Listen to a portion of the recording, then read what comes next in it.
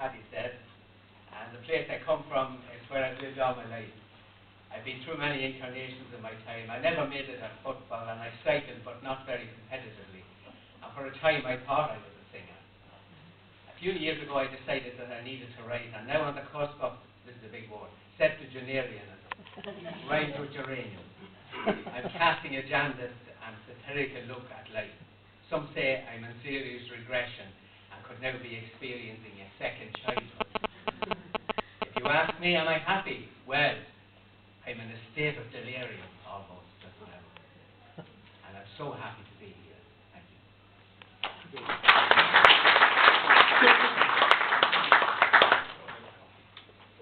I'm from Meath.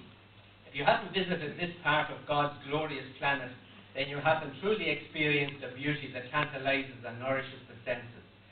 Meath, the main road, is not so much a place, it's more a state of mind. In the emancipation of the early 19th century, the pastor, Father Brannigan, in surveying the second largest parish in Ireland, decreed it be called Meath, and so it was. An area set between the towns of Kells, Athy and Navan, a collection of townlands bearing exotic names, for example, Greeka, Beattostown, Unionstown, Balrunta, Balrathboy, Martry. I could go on. It's said that God created Meath on the 8th day, and as resting he formulated on a plan, an idea, a beautiful and novel scheme which culminated in his creation of the true work of celestial art. Legend has it that the Garden of Eden was situated somewhere near the Finns, and when Adam and his beloved Eve were expelled for bearing the stain of the sin of disobedience, a legacy we, their children, carry to this very day, they exited through a little wicker gate onto the desolate vastness of Meath Bog.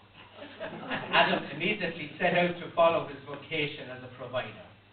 On the first day of darkness, he cleaned and prepared a bank of turf for putting, and thus he set the precedent that causes us to earn our bread and provisions by the sweat of our respective brows to this very day. And do you know that Niall of the 9 hostages it was a Bohermedian? He regretted all the days of his life bringing St. Patrick to Ireland, the Scotchman, the Frenchman, the Welshman, wherever he was.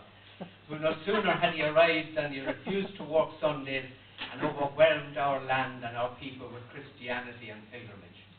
Poor Niall died a broken, bitter man, ever a convinced pagan to the end, where he lived his dotage years in a modest bungalow at the foot of Faughan Hill, surrounded by his devoted wife Mokushla and their 10 children. His frail body was interred with full pagan rites on the summit of Faughan. An interesting anecdote to the above is that one day in recent times, a writer of local and indeed national renown came seeking the great Niall's last resting place, and having learned at McHugh's pub that the entrance was only up the road, gained entry through a quarry, only to be confronted by a solemn-faced man who informed him that this was not a fecking graveyard and that further he was trespassing, and there was 1,000 feet of water in that bottomless hole, and he'd better make himself scarce. was that archaeology or what? Needless to say, our friend retreated, and returning through Greeket, swore the locals were stringing banjos and offered up a prayer for his deliverance. Always like a kind word. And the new hospital, even though it won't be built until 2072 if we're lucky, it can't be anywhere but in Meath. Didn't St. Ultan himself set up the first hospital in all of Ireland at Arbracken to cater and care for 500 orphans whose parents and guardians died of plague. That was in the 6th century. A building believed to be on the very site of the hospital was renovated and became an extension of Navan Workhouse during Black 47.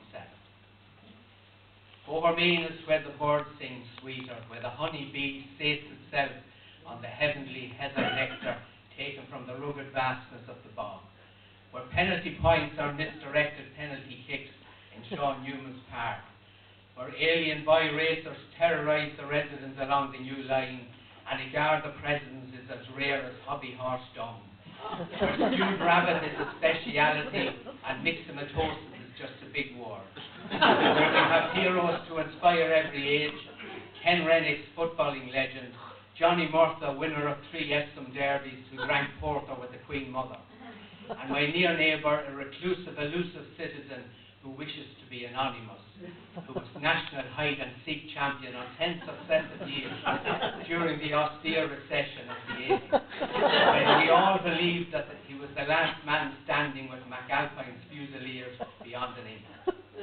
You may say I'm a proud citizen of my homeland. Yes, indeed, and most privileged. I truly believe there are two groups of people who populate the world. There are Bohemians, and there are those who wish they were.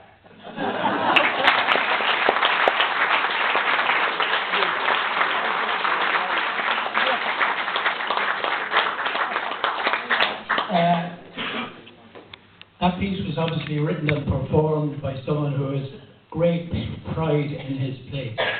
It was very nicely written, Sean, and I must say very well performed. Full marks for the performance, I have to say. A very enjoyable read, a little bit rambling here and there, but and I would say probably for anyone who isn't familiar with the area, a bit parochial. You know, you really need to know where those towns, lands are, and the references to local, historical places and things like that. Other than that, it was, as I said, very colourful and entertaining. If a little bit short on the satire side, so I'd have to maybe pull you down a couple of marks for that. But nevertheless, excellent piece, and I award 7 marks.